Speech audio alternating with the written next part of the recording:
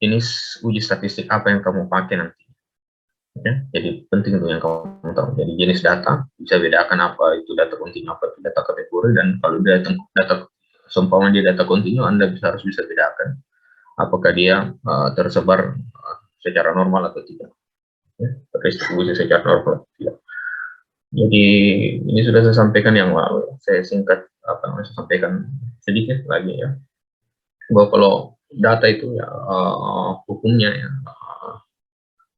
kalau kita memplot data yang sifatnya normal ya, maka dia akan membentuk kurva seperti ini ya. Jadi namanya bell curve ya, atau kurva seperti bell ya, seperti lonceng ya.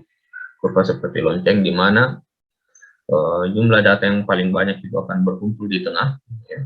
Data frekuensinya paling banyak itu berkumpul di tengah, dan jumlah data yang nilainya terlalu tinggi atau terlalu rendah ya, itu jumlahnya akan tersebar sama banyak di kiri dan kanan. Jadi jumlah data yang berada di ekstrem kiri dan jumlah data di ekstrem kanan ini akan sama banyak, sehingga dia akan membentuk kurva seperti ini. Nah, inilah yang disebut dengan data yang distribusinya normal. Ya, kemudian kurva distribusi normal itu bisa bermacam-macam bentuknya, bukan hanya seperti ini, ya, tapi bisa seperti ini, seperti ini, seperti ini, seperti ini, seperti ini. Intinya adalah dia simetris. Intinya adalah dia simetris, ya. Jumlah yang paling banyak datanya itu ada di tengah, dan dia akan punya data yang kecil atau data yang besar itu sama banyak.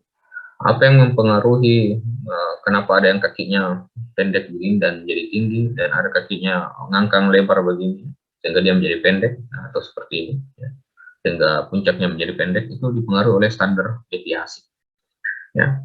Saya sudah jelaskan yang lalu bahwa standar deviasi itu adalah ukuran sebaran data dari nilai min kan? Ukuran sebaran data dari nilai min ya.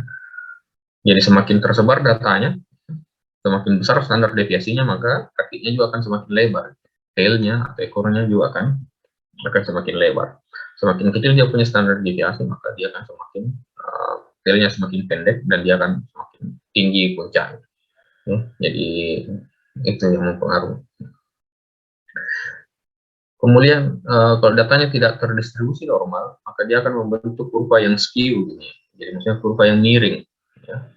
Kurva yang miring seperti ini. Jadi data yang terlalu tinggi nilainya itu terlalu rendah nilainya, terlalu jumlahnya paling banyak, atau data yang terlalu tinggi nilainya jumlahnya paling banyak ya, frekuensinya paling banyak. Nah, dia akan membentuk kurva yang tidak terdistribusi atau tidak simetris kiri dan kanan. Itu maksudnya.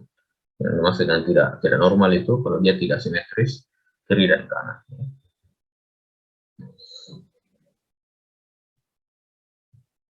Nah, kalau dia terdistribusi normal, maka nilai rata-rata ya, dan nilai median atau angka yang tengah ya, rata-rata nilai tengah ya, dan nilai angka yang paling banyak muncul ya, itu dia sama semua nilainya ya, sama semua nilainya ya, semua berada di titik tengah di sini ya.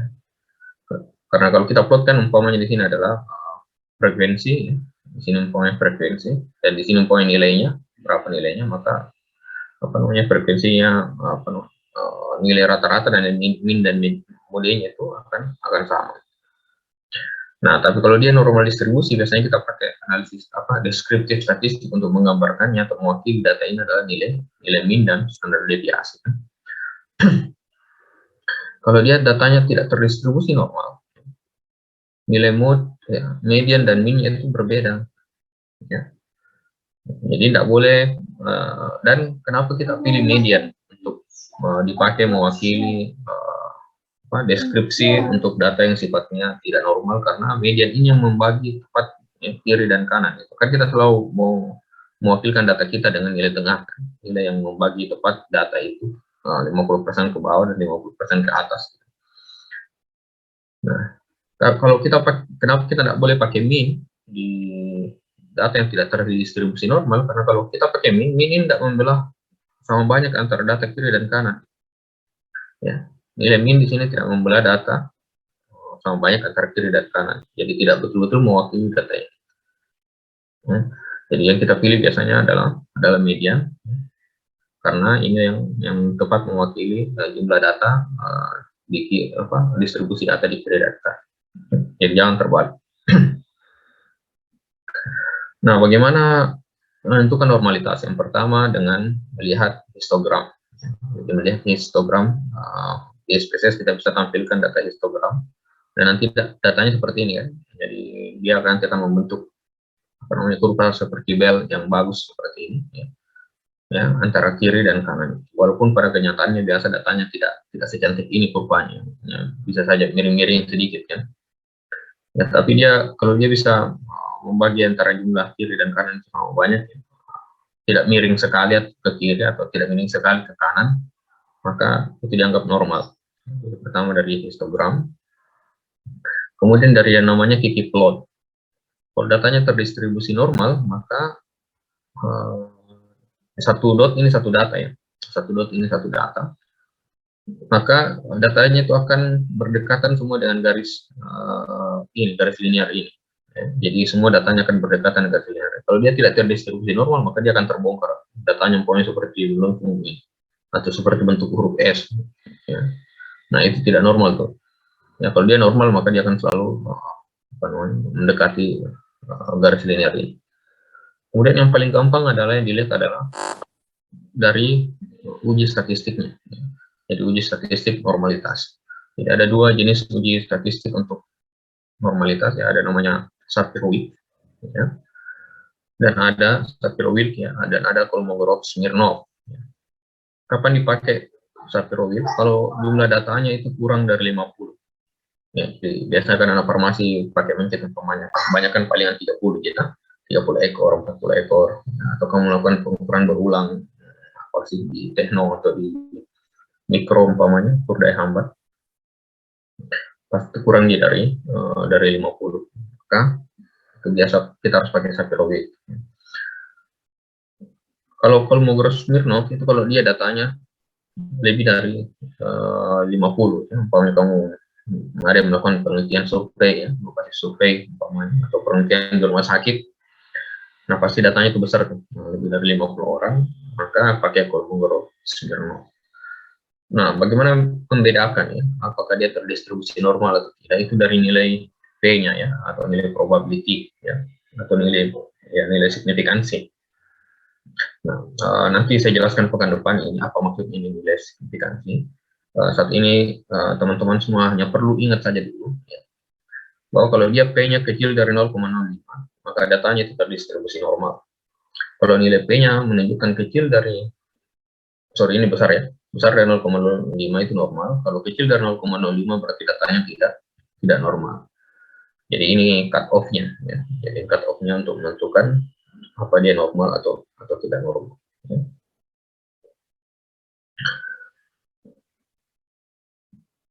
Ya, bagaimana running ya di SPSS ya. Jadi nanti buka SPSS, kemudian nanti klik analyze ya. Analyze, kemudian descriptive statistik ya. Kemudian explore ya. Kemudian klik explore. Jadi analyze, descriptive statistik, kemudian explore. Nah, setelah kita klik explore, maka akan muncul kotak kecil seperti ini ya. Jadi kita masukkan di dependent list, itu adalah data kontinu yang kita mau cek apakah dia terdistribusi normal atau tidak. Jadi kita masukkan di sini ya. Kemudian faktor list itu tergantung ya, apakah data kita mau kita bagi dua ya atau tidak. Kalau ini di sini contohnya dia mau bagi dua datanya antara yang laki-laki dan perempuan. Ya, kalau tidak kita mau dibagi dua datanya, ya tidak perlu ya, dimasukkan faktor list.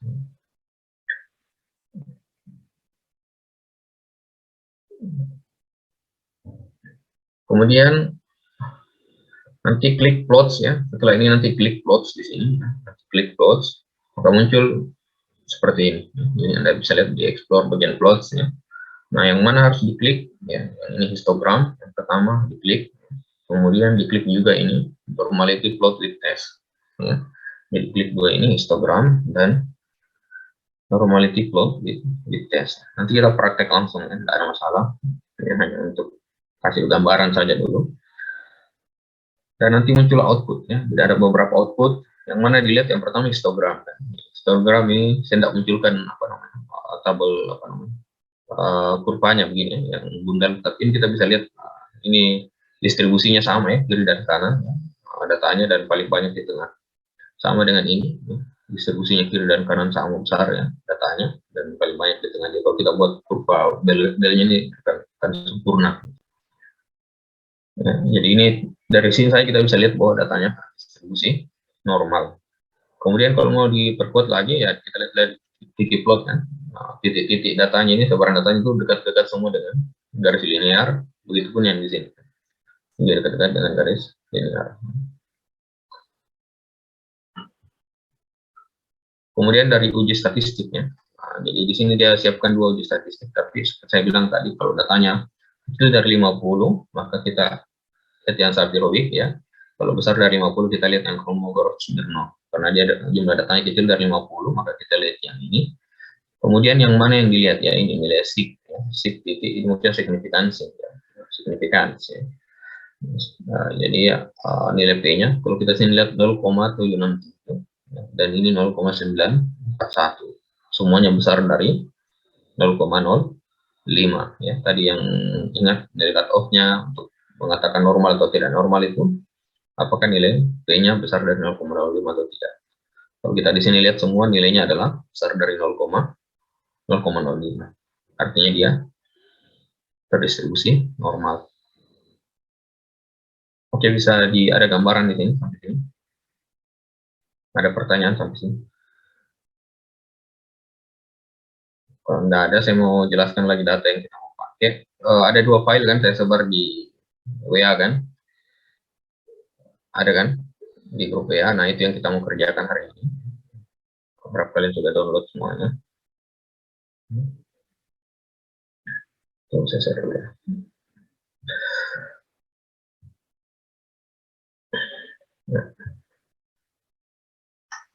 Ya, oke. Jadi ini data yang saya share di WA. Jadi ini data yang data fiktif ya, saya buat saja. Nah, untuk kerja data di SPSS, saran saya untuk langkah awal ya, untuk menyesuaikan datanya dengan kebutuhan SPSS, baiknya dikerja di Excel. Saran saya adalah dikerja di Excel. Kalau datanya tidak banyak, itu bisa sebenarnya langsung dikerja di SPSS. Kalau datanya banyak, itu sangat memudahkan kalau kita kerja di Excel. Ya, saya tunjukkan nanti kenapa. Secara singkat saya gambaran data yang ada di sini adalah di sini ada partisipan ya, 20 orang ya, pakai inisial nama ya. Kemudian jenis kelaminnya apa, umurnya berapa, kemudian dia punya kebiasaan sarapan atau tidak. Jadi ada ya, ada yang tidak, ada ya, ada yang tidak ya. Kemudian genre film kesukaannya apa disuka film horor, action, drama ya. Kemudian berat badannya dalam kilogram berapa, lama tidurnya 1 hari berapa ya dalam jam ya.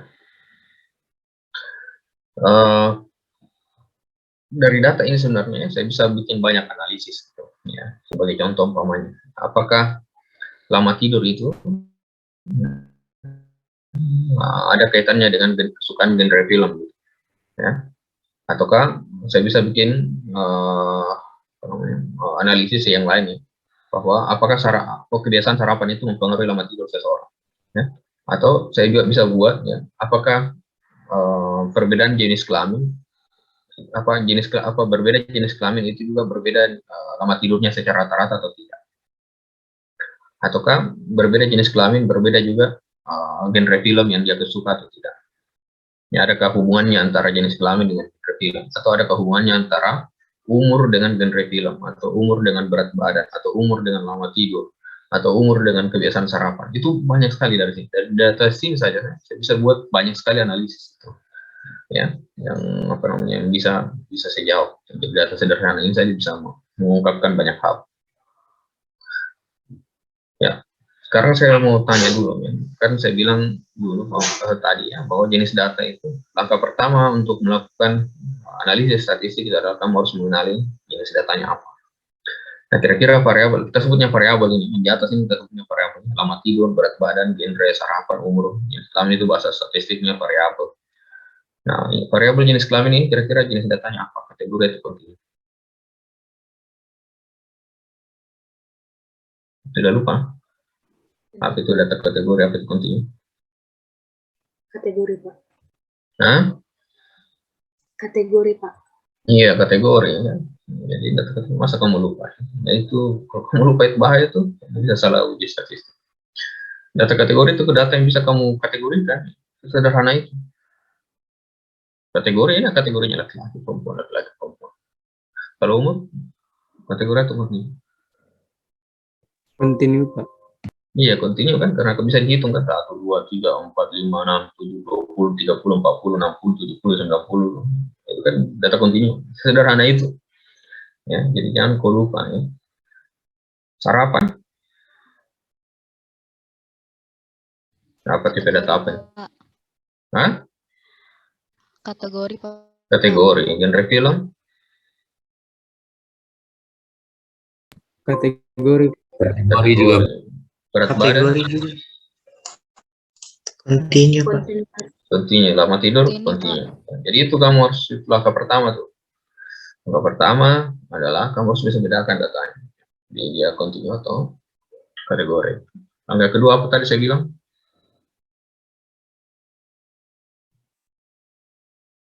Distribusi normal atau tidak? Iya, untuk tipe data. Kontinu, Pak. Iya, jadi kalau ada data kontinu seperti ini, kamu harus cek tuh, dia terdistribusi normal atau tidak. Ya, kalau kategori jelas kamu tidak bisa cek distribusinya, kan? Bagaimana cara plot ya ke apa namanya histogram kan tidak mungkin. Yang bisa diplot ya ini. Jadi ini yang dicek nih distribusinya nanti. Ya, kita nanti belajar ngecek dia distribusinya apa, normal kah, tidak normal, normal kah, tidak normal. Oke, gitu. Oh, ingat ya, oke. Ya, dasarnya itu. Kemudian di SPSS itu ya, dia tidak mengenal kata-kata begini. Ya. Jadi semua kata-kata yang seperti ini dianggap string. Jadi bahasanya itu kayak string benang. Jadi kalau dia bentuknya string tidak bisa dianalisis. Jadi SPSS seperti itu. Jadi SPSS hanya mengenal angka. Jadi SPSS hanya mengenal angka, dia tidak mengenal kata-kata. Karena dia hanya mengenal angka, maka kita harus ubah nih bentuknya kategori ini menjadi angka. Kita harus wakilkan dia ke angka. Nah, umpamanya laki-laki, perempuan, terserah angkanya berapa. Kamu pakai 20, 21, ya, 20 dengan 88, terserah ya. Jelas dia ada bentuk angka. Itu angka hanya tidak punya makna angka, tapi dia hanya punya makna menunjukkan mewakili, ya, perwakilan. Biasanya orang pakai itu laki-laki 1, perempuan itu 2, atau perempuan 0, laki-laki 1. Jadi terserah kamu pakai apa ya. Jadi biasanya kalau kita kerja dengan SPSS itu kita punya codebook, jadi buku kode. Untuk apa? Supaya kamu tidak lupa 1 itu apa, 2 itu apa. Ya. Dan yang kedua, kalau orang lain mau analisis ulang kamu punya data, dia paham tuh. Nomor 1 kamu maksudkan apa, nomor 2 itu kamu maksudkan apa. Mungkin kalau sedikit di variabelnya, tidak susah aja, nah, diingat. Oh, saya bisa diingat. 1 itu apa, 2 apa, itu tidak apa. Ya, kalau umpamanya variabel ada 100, tidak bisa diingat. Kan? Jadi saya pernah kerja itu sampai ratusan variabel. Ya. Umpamanya saya, contoh ya, kita tambah variabelnya di sini, uang saku. Kemudian di sini berapa banyak kalori dia bakar dalam 1 hari. Kemudian di sini umpamanya level stres. Kemudian di sini hobi. Kemudian di sini jenis minuman yang biasa dia minum. Jadi bisa banyak kan. Jadi tergantung kamu apa namanya kamu sendiri ya nanti. Umpamanya kalau kamu bikin survei ya kamu desain surveinya atau nah kalau umpamanya dia apa mencit ya sisa di sini kan apa di sini berat badan di sini umpamanya hasil pengukuran darah awal, hasil pengukuran darah 30 menit, 60 menit, ya, 1 jam, begitu-begitu. Maksudnya 60 jam, 60, 90 menit, ya 120 menit. Di sini mencet 1, 2, 3, 4, 5. Jadi bisa diubah-ubah saja kan formatnya. Ya, formatnya kurang lebih seperti itu. Nah, seperti saya bilang tadi, kita harus punya codebook ya. Anggaplah kita di sheet 2, kita bikin codebook ya. Sheet 2 ini codebook jenis kelamin ya. Kelamin satu laki-laki ya. 2 perempuan ya. Jadi semua yang laki-laki di sini kita mau ubah menjadi kode nomor 1 dan perempuan kita kode menjadi kode nomor 2. Tapi saran saya adalah kamu jangan rusak kamu punya data original ya. Kita anggap ini data original. Ya, jadi data original ini tetap keep seperti ini. Kamu buat copy data. Buat copy data, di mana copy data itu yang nanti apa namanya, yang kita ubah-ubah gitu. Apa tujuannya kenapa data original nggak boleh diganggu? Karena nanti kalau ada kekeliruan di data yang ada, kita mau cross check kan di data yang kita olah-olah, itu kita bisa kembali ke data original. Kalau kamu nggak punya data originalnya, kamu bisa cross check kalau apa ada kamu kesalahan. Ya, misalkan saya kita copy dulu. Ya, kalian bisa kerja sendiri di Excel. Silahkan download ke Excel, copy apa yang saya lakukan. Copy, kita pindahkan ke sheet ketiga. Nah, ini tadi jenis kelamin kan. Untuk cara ubah yang cepat ya, saran saya adalah pakai fungsi filter. Supaya data, ya. Saya pikir familiar di semua tuh dengan fungsi filter ya. Filter, ya. Nanti ada muncul tuh di sini. Nah, kita klik ke bawah, saya pilih semua laki-laki. Nah, laki-laki semua saya ganti dengan angka 1. Ini saya sisa tarik ke bawah. Selesai. Sekarang saya pilih yang perempuan.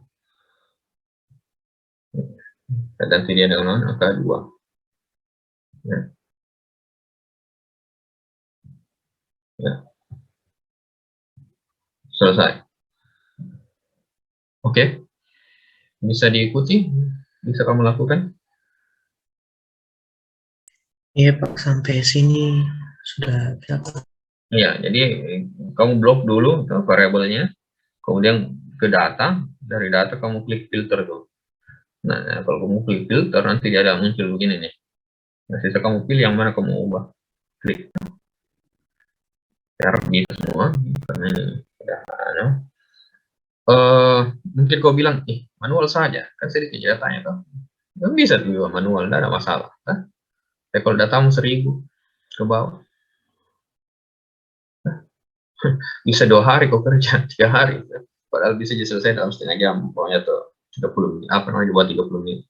Jadi kan umpamanya Anda bikin analisis, umpamanya bikin survei atau apa gitu, atau kerja nanti di perusahaan apa gitu. Kan data penjualan obat, umpamanya, tidak mungkin kan itu datanya 20. Pasti datanya bisa ribuan gitu. Dan itu maksud saya. Jadi di SPSS nggak punya data fungsi-fungsi filter begini nih. Nah, makanya saya bilang kalau kamu mau sesuaikan datamu untuk keperluan SPSS, maka baiknya terjadi Excel dulu. Nanti kita impor masuk ke dalam SPSS. Oke, bisa dipahami ya. Kemudian sarapan nih. Sarapan kita mau kasih kode apa sih? Sarapan umpamanya kalau dia tidak sarapan kita kasih kode 0, gampangnya. Kode 0. Kemudian kalau dia sarapan ya ya berarti dia 1. Ya, ubah saja nama, ya, filter, tidak ubah menjadi 0.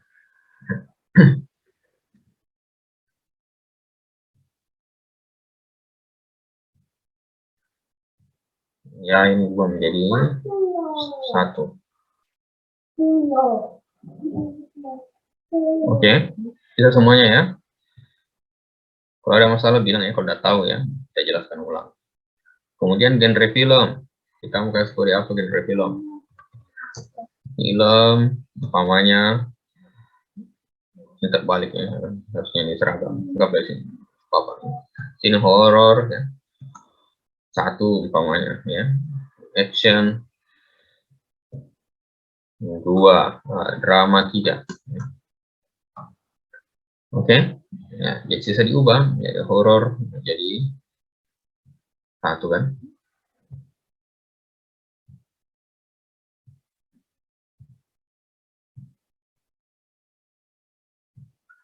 Horor ini 1.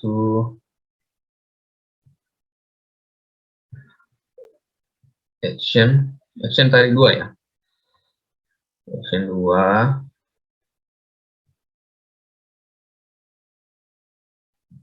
Drama 3.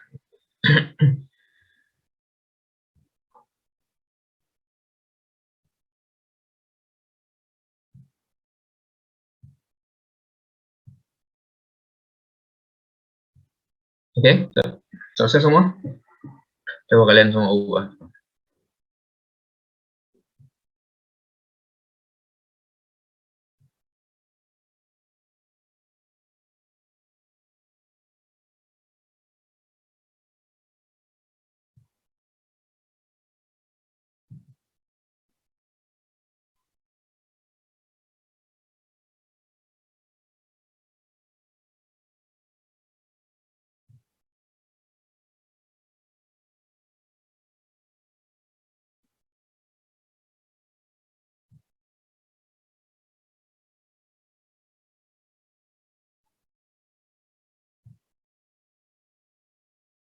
Bisa semua? Kita lanjut. Halo, kita lanjut atau bagaimana?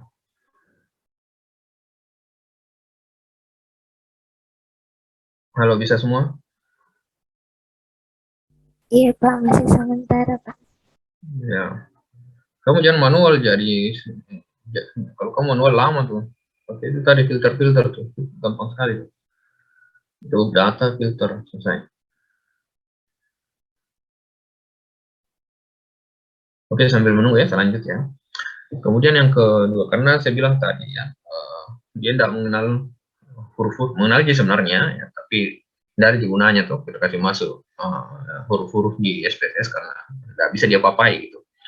Jadi biasanya untuk nama itu daripada nambah-nambah variabel nanti di SPSS bikin pusing. Itu saya tidak masukkan tuh di SPSS. Saya sarankan tidak usah dimasukkan.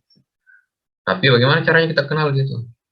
Yang nomor 1 ini apa? Ya pakai identifier, ya, pakai ID kan. Terserah ID-nya apa. Tapi biasanya saya pakai nomor saja seperti ya. Jadi nomor 1 apa? Saya nomor 1, 2, 3, 4 kan saya tahu ya. Selama saya tidak ubah-ubah data aslinya, ya, itu pasti saya tahu pasien nomor 1 siapa, pasien nomor 3 siapa, pasien nomor 4 siapa. Ya, itu tadi maksudnya ya. Kenapa harus ada data asli? Jadi ini lebih baik dibuang saja nih. Ya. Jadi ini data sudah siap kita impor masuk ke dalam SPSS. Nah, yang punya SPSS silahkan dibuka SPSS-nya karena itu cukup berat juga ya. Kalau laptop mau lelet-lelet ya, lumayan tuh lama. Saya juga ini masih berputar-putar SPSS-nya. Nah, jadi silahkan buka SPSS-nya semuanya.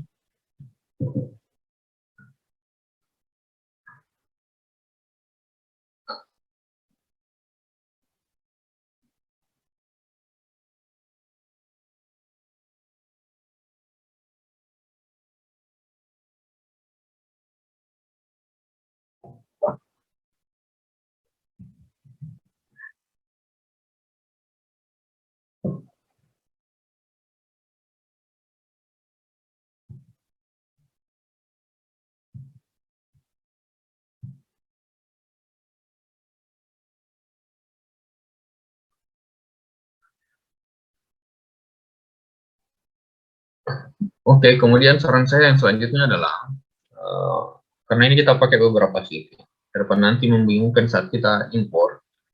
Saran saya adalah kita copy saja nih data, pindahkan ke sheet yang baru.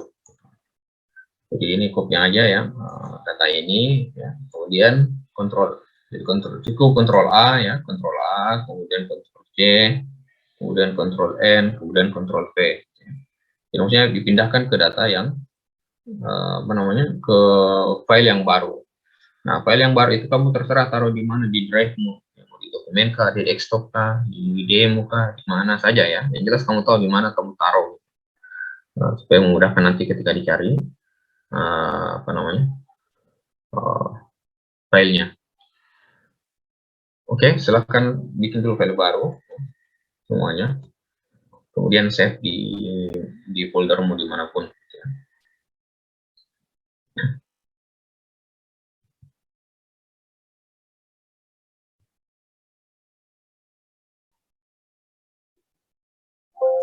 Iya Pak, sudah Pak. Setelah itu, kalau sudah terbuka SPSS-mu, bukan SPSS-A, nanti kalian akan apa namanya? Oh iya, bagi yang sudah biasa pakai SPSS, sabar-sabar, nah. Kita anggap teman-teman ini masih ada yang baru. Nah, beberapa mungkin ya, mungkin sudah biasa semuanya rata-rata, tapi mungkin ada teman yang baru, jadi sabar-sabar saja. Nah, ini tampilan dari SPSS. Jadi SPSS itu ada dua interface. Jadi ada yang namanya data view, ya, dan ada namanya variable view. Apa bedanya data view dan variable view? Variable view itu biasanya untuk kita masukkan nama variabelnya gitu. Ya, kita ngetik mendefinisikan variabelnya. Pokoknya kan biasa variabel yang pertama kan ID kan, variabel pertama. Biasa langsung kalau kita klik ID dia akan otomatis tuh terisi. Ya. Kemudian umpamanya kita masuk variabel yang kedua umur. Nah, tipe data umur ini kan dia angka kan, continuous ya, data berupa data. Jadi kamu klik variable type, ya, kamu harus, kita bisa lihat di sini ya, ada berbagai bentuk data gitu. Nah, karena dia umur itu adalah nomor, maka dia jadi numerik. Kalau biasa ID kan dia berupa string ya, kita anggap string, jadi kita ubah jadi string di sini. Oke. Nah, di sini ini lebarnya ya, berapa banyak. Ini hanya untuk lebar kolomnya ya. Kemudian desimal ini kalau dia berapa di belakang, angka di belakang koma kita mau. Kita 2, 1, 0, ya terserah kita, kamu ya, mau berapa angka di belakang koma ditampilkan. Kemudian label ini maksudnya adalah kalau kita kasih kode-kode di sini, ya kita umpamanya di sini ID ya, jadi di sini artinya identitas. Ya maksudnya di sini pengertiannya variabel yang kamu kasih, umpamanya umur ya, berarti dia umur dalam tahun umpamanya. Ya. Atau kamu dalam kurungkan saja umur dalam tahun ya. Tapi kamu tahu satuannya dalam apa, bulan kan ya. Nah, ini tidak relevan untuk data yang sifatnya continuous. Ini relevan hanya untuk data yang sifatnya kategori. Kemudian yang penting juga di sini di measure ya, di skala apa namanya, kita harus definisikan dia bentuknya datanya apa gitu. Apakah skala, ordinal atau nominal ya. Dia dalam bentuk skala kan, continuous. Skala itu maksudnya data continuous. Dari umur itu dia dalam data continuous. Kemudian kita tambah lagi umpamanya apa, jenis kelamin. Oh iya, di sini di variabelnya itu tidak mengenal spasi ya. Jadi umpamanya kamu spasi ini kayak jenis kelamin, makanya error tuh, tidak bisa tuh. Kan?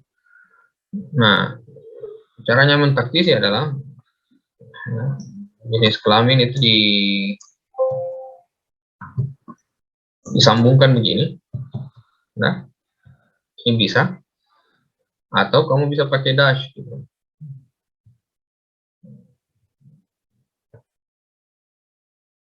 Oke. Ya, jadi di sini umpamanya kita kasih nama. Tuh, sini lebih gampang di sini kalau mau ya, gampang kita pakai seks saja di sini. Di sini yang pakai jenis kelamin. Jenis kelamin. Nah, jenis kelamin kan tadi kita umpamanya kode umpamanya ya. Maka kita harus kasih tahu spesies itu bahwa kode nomor 1 itu apa gitu, kode nomor 0 itu apa. Karena kita kode seks tadi itu umpamanya tadi 1 itu laki-laki, jadi kita klik di sini ada nih ujung 3 titik nih, kalau kita klik di situ. Nah, 3 titik ini diklik. Nah, di situ umpamanya 1 kita definisikan dia apa, laki-laki. Jadi angka 1 itu melabel laki-laki. Angka 2 dia melabel perempuan.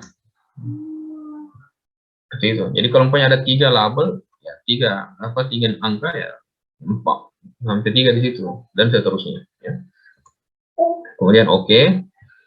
Nah, kemudian yang penting di sini di bagian measure. Jadi seks atau jenis kelamin itu kan dia apa namanya, data kategori kan. Nah, ingat dulu data kategori itu dibagi menjadi dua kan. Ada yang sifatnya ordinal dan ada yang sifatnya nominal. Ya. Bedanya kalau dia nominal, ya, artinya antar kategori itu setara. Kalau dia ordinal, antar kategori itu ada tingkatannya, kayak kaya, miskin, itu kan ada tingkatannya kan, miskin, kaya lebih banyak uangnya dibanding miskin. Atau level pendidikan, SD, SMP, SMA, S1, itu kan ada gradasinya tuh kan. Kalau ada gradasinya atau ada hierarkinya, maka itu masuk ordinal. Kalau tidak ada hierarkinya, maka masuk nominal. Karena laki-laki perempuan tidak ada hierarkinya kan, jadi dia masuk nominal.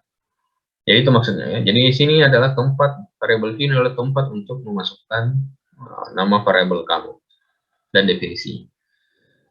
Kalau di data view, ya, jadi dia otomatis nanti ada masuk seperti ini kan. Nah ini untuk mengisi angka-angkanya. Jadi infonya ID-nya nomor 1, 2, 3, 4. Ya. Di sini umurnya umpamanya orang yang pertama 32, ini 33, ini 21, 22 umpamanya. Ini laki-laki atau perempuan ya 1, 2, 1, 2. Nah itu maksudnya. Ya. Jadi data view adalah tempat untuk mengisi atau tempat angka-angkanya gitu, nilai-nilai individualnya. Ya, bisa dipahami bedanya. Ya. Kalau saya klik 2 kali ini akan kembali ke itu shortcutnya. Ya. Ya, pokoknya sampelmu tuh banyak tuh. Ada apa variabelmu ada 29 atau 30 gitu. Kalau kamu mau cari variabel yang ke-30 itu kau tarik ke sana kan ke ujung. Itu lama tuh. Nah, cukup kita klik saja ya, dua apa namanya samping variabel tuh. Nah, 2 kali maka dia akan ke variabel yang kita mau. Kalau mau kembali ke sana, klik lagi 2 kali. Kembali ke sana. Itu shortcut. Nah, seperti itu ya. Jadi, nah seperti saya bilang tadi, sebenarnya di CSS kita bisa langsung input data. Tapi itu tadi saya bilang, kalau kamu baru mau ubah kodenya di sini satu-satu, ya itu tadi lama kan, makanya pakai Excel tadi untuk mempermudah. Oke, itu pengenalan awal. Kita hapus saja dulu karena kita mau import data kita kan. Sorry, hapusnya di sebelahnya. Hapusnya di kita hapus dulu. Ya. Ya, kalau kita hapus ya sini hilang juga tuh di data view. Oke. Nah, sekarang kita mau pindahkan tuh data kita yang tadi. Kan file, ya, import data, Excel. Kan tipe data yang kita mau importkan data Excel. Jadi file, import data, Excel. Kemudian cari nih, di mana data tadi yang kita taruh itu. Di mana data kita taruh. Ya. Ya, sudah itu open nih. Dan tunggu nih beberapa saat sampai. Nah, kalau nanti muncul kotak read Excel file. Nah, kalau misalnya sudah read Excel file, bisa oke saja. Ada yang pecah-pecah. Ya. Oh, terus sekarang stop.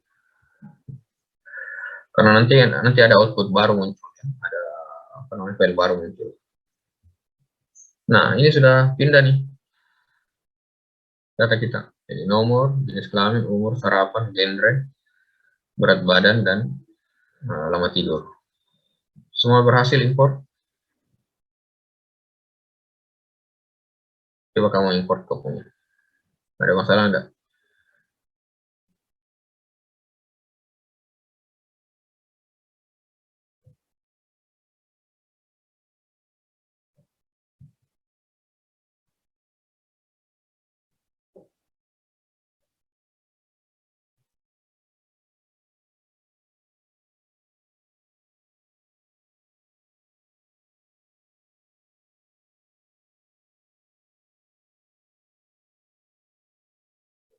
Bisa saya lanjut atau bagaimana?